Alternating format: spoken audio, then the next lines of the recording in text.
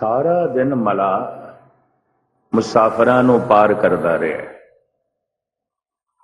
सारा दिन उहदा धंधा सी मुसाफिरां नूं पार करना। ये सेवा भी सी, धंधा भी सी।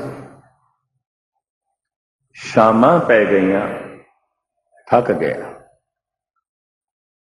बेड़ी उसने लंगर अंदाज कर देते, बन देते। अपना डोरा डंगर चुक के सिर ते रख के घर नूं चल पिया। पर होया कि उरार 5-10 मुसाफिर आ गए। आवाज़ां मारदे ने बई सानू भी पार कर, उरार रह जावांगे, ठंड बड़ी है, साडे कोल कपड़े नहीं ओढ़न वास्ते, असी दिन भर दे भुखे भी हाँ, पुराना जमाना। फिर ये जंगल है, जंगली जानवरों का भी डर है, तू सानू पार कर। तरले लेंदे मैं, भावें वो छुट्टी कर बैठा है, बिल्कुल छुट्टी कर बैठा है। बेड़ी उसने बन देती है, लंगर अंदाज कर देती है। साजो समान चुक के जा रहे अपने घर नूं, पर तरस आ गया। सोचदा सारी रात विचारे उरार ठिठरनगे, सर्दी तो भुखे रहणगे। कोई जंगली जानवर इन्हां दा नुकसान भी कर सकदा है, तो तरस खा के बेड़ी वापस लिया रहा है। तरस खा के मुक्त आत्मावां जद संसार ते निगाह मारदियां उरार लोकी दुखी है, दुखी है। तरस खा के फिर वापस आ जाते हैं। इन्हां नूं असीं अवतार कहते हैं। जन्म मरण दोहों में नाहीं, जन परोपकारी। इते परोपकार की खातर आ गए। जीवन की लालसा नहीं है, मरण का भय भी नहीं है, पर लोगों नूं जीवन की लालसा ते मरण के भय तो उच्चा उठाना है। आए ने धन गुरु रामदास जी महाराज की रोह आत्मा उन्हां ही परम मुक्त पुरुषों दे चों एक मुक्त आत्मा है जो जगत विच आई। ये पहली श्रेणी है। ये गुरु पीर पैगंबर अवतारी पुरुष आ जाते हैं। एक दूजे धर्म का दूजा दर्जा, ये भगत आ जाते हैं, बड़े बड़े भगत भावना नाल भरे हुए। ये श्रेणी है। इन्हां दे की फर्क होंदा है? ये मुक्त ते नहीं आउंदे, इन्हां दी मुक्ति नहीं आउंदी। पिछले जन्म दे बड़े प्रबल संस्कार होंदे ने, जप तप बड़ा कीता होंदा है, लेकिन ये परमात्मा तक नहीं पहुंचे होंदे, सुरत शब्द तक नहीं पहुंची होंदी, रस्ते च ही रह जाते हैं। जिवें 100 डिग्री ते पानी गर्म करिए ते भाप बनता है, 90 ते भी नहीं बनता। जप तप ते बड़ा कीता, लेकिन भाप नहीं बने, ते जिंदगी का अंत हो गया, मौत आ गई। जितना समा मिलिया सी उस समय विच यात्रा समाप्त नहीं की थी, हालांकि ये 1 सैकंड की यात्रा मुकदी है, नहीं मुकाई। ऐसे पुरुषों का फिर दोबारा जन्म आता है, लेकिन ऐसे पुरुषों के अंदर जीवन की लालसा नहीं आती, मरण का भय नहीं आता, प्रभु की तड़प आती है।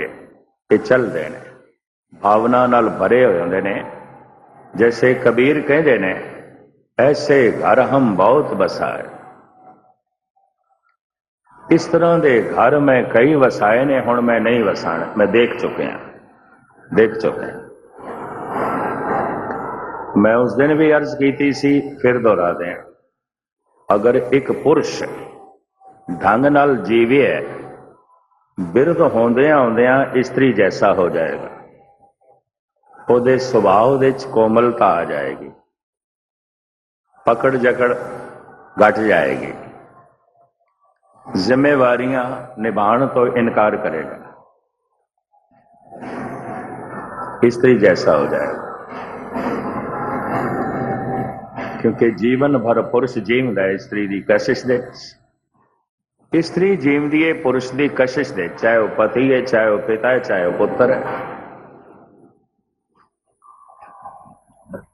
बिरध होंदियां होंदियां ये पुरुष जैसी हो जाती है, पकड़ जकड़ बड़ी वध जाती है, सुभाव की सख्ती भी आ जाती है, बोलों के भारीपन भी आ जाता है, जिम्मेवारी भी बहुती निभाण लग पैंदी है। अगर इस तरह का हो गया तो इस स्त्री का अगला जन्म पुरुष का, उस पुरुष का अगला जन्म स्त्री का, इस तरह ही चलता रहता है।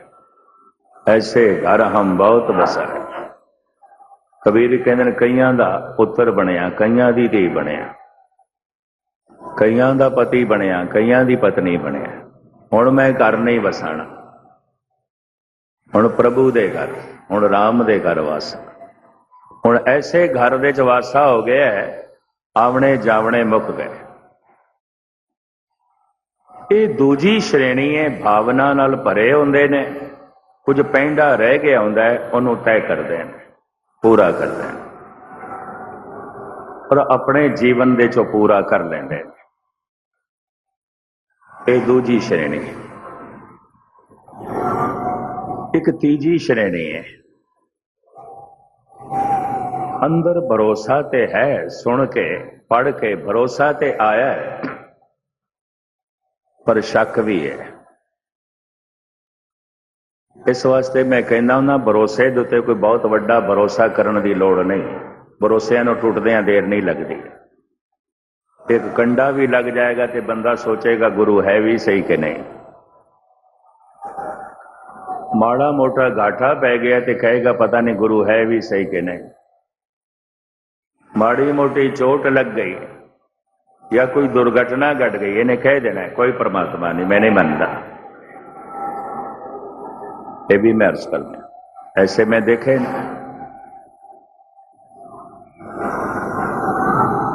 क्योंकि इच्छा के अनुकूल काम नहीं होया, दुर्घटना घट गई, भरोसा टूट गया। ये तीजी श्रेणी है जो भरोसिਆਂ नाल चलते ने, सुन के भरोसा आ गया, पढ़ के भरोसा आ गया, कोई दुर्घटना घट गई, भरोसा टूट गया। बस इन्हां लोकां दी भीड़ है, ये धार्मिक नहीं है, ये अपनी कामना करके धर्म के मार्ग ते चलते ने। जिवें मनुख कुछ कामनावां दा संबंध मित्रां नाल जोड़दा है, पुत्रां नाल जोड़दा है, पत्नी नाल जोड़दा है, पति नाल जोड़दा है, इस तरह कुछ कामनावां दा संबंध मनुख परमात्मा नाल जोड़दा है। पत्नी तो, पति तो, पुत्र तो, विराह तो, मां बाप तो, कामनावां दी पूर्ति ना होवे रिश्ते टुटदे ने, परमात्मा दे संबंध भी टुटदे ने, कामना ते पूरी नहीं हुई। जिवें ईश्वर बस यदि कामना ही पूरी करने वास्ते बैठा है, उन्होंने होर कोई काम ही नहीं है, यदि कामना ही पूरी करनी। संसार चल रहा है प्रभु की इच्छा नाल, मेरी इच्छा नाल नहीं। पर यह तीजी श्रेणी है धार्मिक जगत दे जो कहती है, हे परमात्मा तू चल मेरी इच्छा के मुताबिक। तो जे परमात्मा मेरी इच्छा के मुताबिक चले तो परमात्मा परमात्मा ही नहीं है, फिर मैथों भी गया गुजरे, फिर तो कुछ भी नहीं। वो अपनी इच्छा के नाल चलता, वो अपनी रजा के जगत नूं तोरदा। ये गल वखरी है, कोई रजा नूं मने भावे ना मने, मनेगा तो सुख रूप इच कबूल करके चलता जाएगा, नहीं मनेगा रोएगा पिटेगा, कबूल तो करना पे, जीवना तो उसे जी पेगा। एक तीजी श्रेणी, एक चौथी श्रेणी भी है, नास्तिक, कोई आस्था नहीं है, कोई भरोसा नहीं है, भरोसा भी नहीं है, बजदा ही नहीं भरोसा।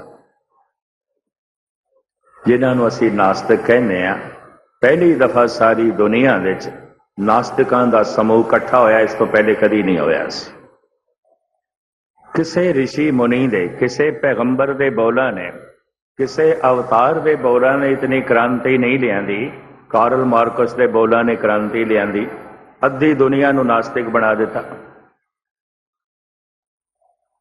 ऐलानिया तौर ते अद्धी दुनिया आस्तिक बन गई होवे, तुहानूं किसे एक पैगंबर दे बोल भी नहीं मिलणगे जिन्हां करके बन गई होवे। कोशिश बड़ी की थी उन्हां लोकां ने, पैगंबरां ने कोशिश ते बड़ी की थी, सारी दुनिया धार्मिक बने, नहीं बने, कोई टामा। और कार्ल मार्कस ने कोशिश की थी सारी दुनिया नास्तिक बने, अद्धी दुनिया ते बन गए। बौद्ध मठ उजड़ गए, मस्जिदां उजड़ गईयां, रशिया दे चर्च उजड़ गए। एक नास्तिक बंदे नूं रूहे जमीन ते इतनी वड्डी कामयाबी पहली दफा मिली। उन्हें ऐलानिया कह दिता, भोजन की लोड़ है, भजन की नहीं।